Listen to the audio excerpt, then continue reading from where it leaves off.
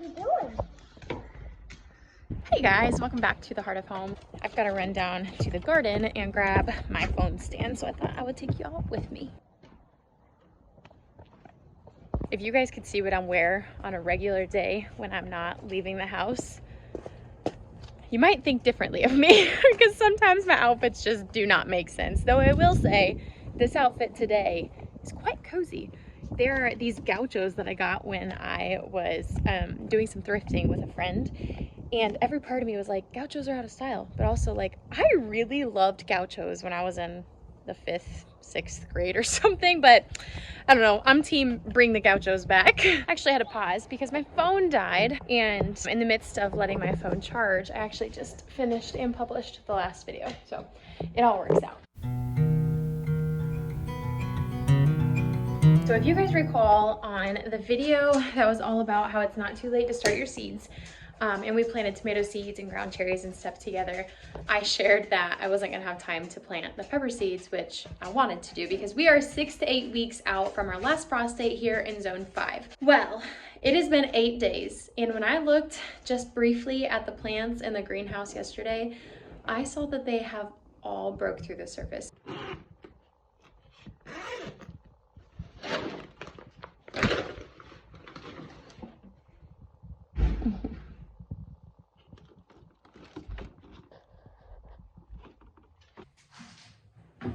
So the beautiful thing about using humidity domes is that you don't necessarily need to water, oh my gosh, water the plants every day, because the humidity dome is going to kind of hold in some of that moisture so your soil isn't drying out as fast. Y'all. Oh my goodness. So to be fair, I don't think I've watered these in 4 days. And that, don't take my advice there. Definitely water your plants as they need to. I have just been so busy that I completely just put it off. So I do see that some of my strawberry seeds are peeking through, but a lot of this soil is dry, which tells me I may have stunted some of the growth. So I'm gonna go ahead and water it. Some of them may not have germinated yet. That's also a possibility. Hard to say though.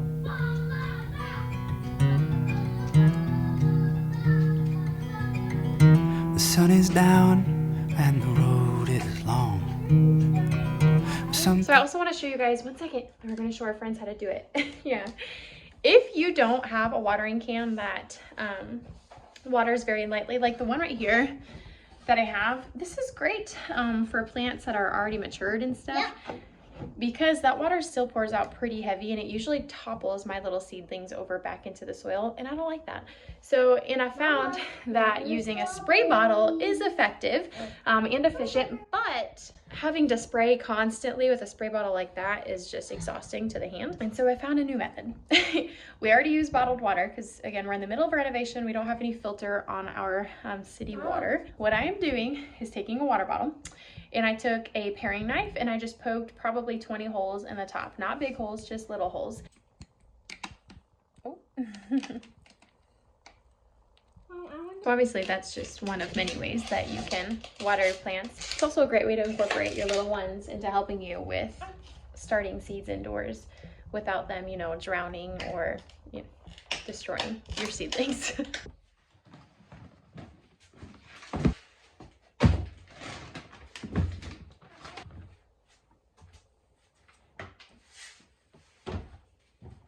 So obviously the kale is very long, not preferred, definitely leggy. And that's totally my fault, as well as the 2 different broccoli varieties that we have. And it looks like feverfew is doing great. That's what all these little guys are. Tomatoes are also a little leggy, but I am actually going to get this kale planted out in kind of an experimental water jug, greenhouse, whatever you want to call it. So as soon as our threat of snow is done for in the 10-day forecast, I am actually going to start trying to transition some of these outside.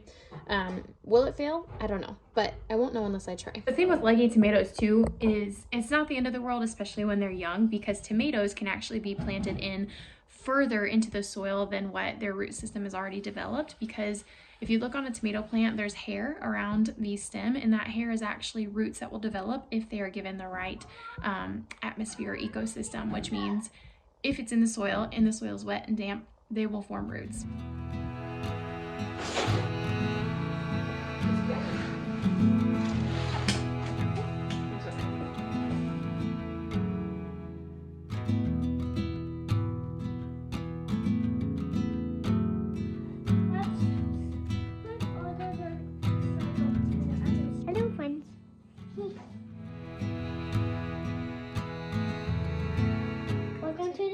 the homestead farm, which the worm farm, and all my bubbas.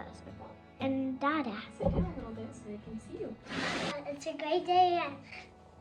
Hey, it's a great day to have a great day. It's a great day to have a great day.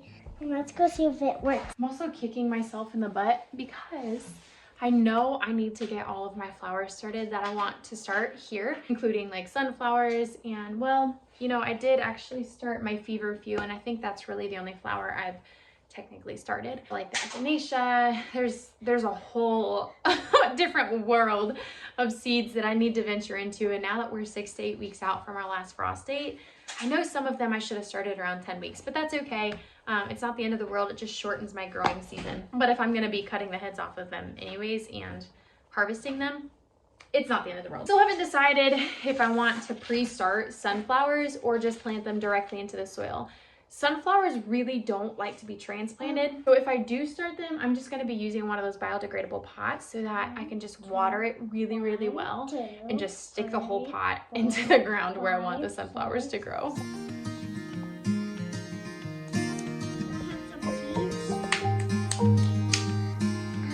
It's a great day, So now you're planting some heads. Looking like a sunset dream.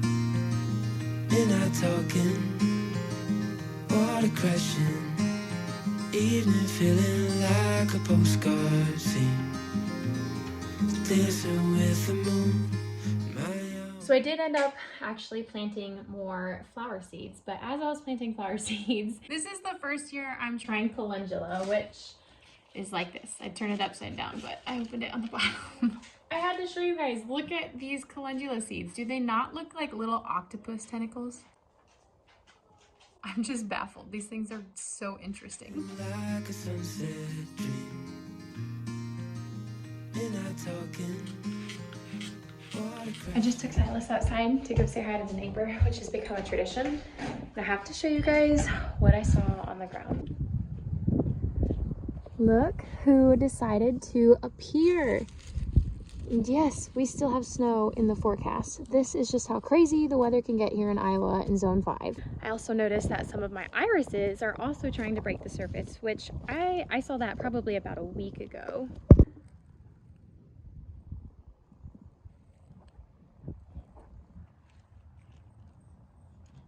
The surface is like the beginning. That's the beginning of spring for me. I don't know. I mean, what's the beginning of spring for you guys? Is it the weather? Is it the plants? Is it mushrooms during foraging season? It could be so much. The plants are planted, or I should say the seeds are sown. So I'm gonna go ahead and get these seed trays back up into the greenhouse, get it enclosed, and then get Silas dressed finally for the day, even though it's like 3 in the afternoon at this point. And we are gonna go spend the rest of the few hours that we have today at the park playing and just spending some good time outside. I hope you guys are enjoying the weather wherever you are and soaking it in. I'm really looking forward to this gardening season. I'm glad that you're here tagging along. I'll catch you on the next video.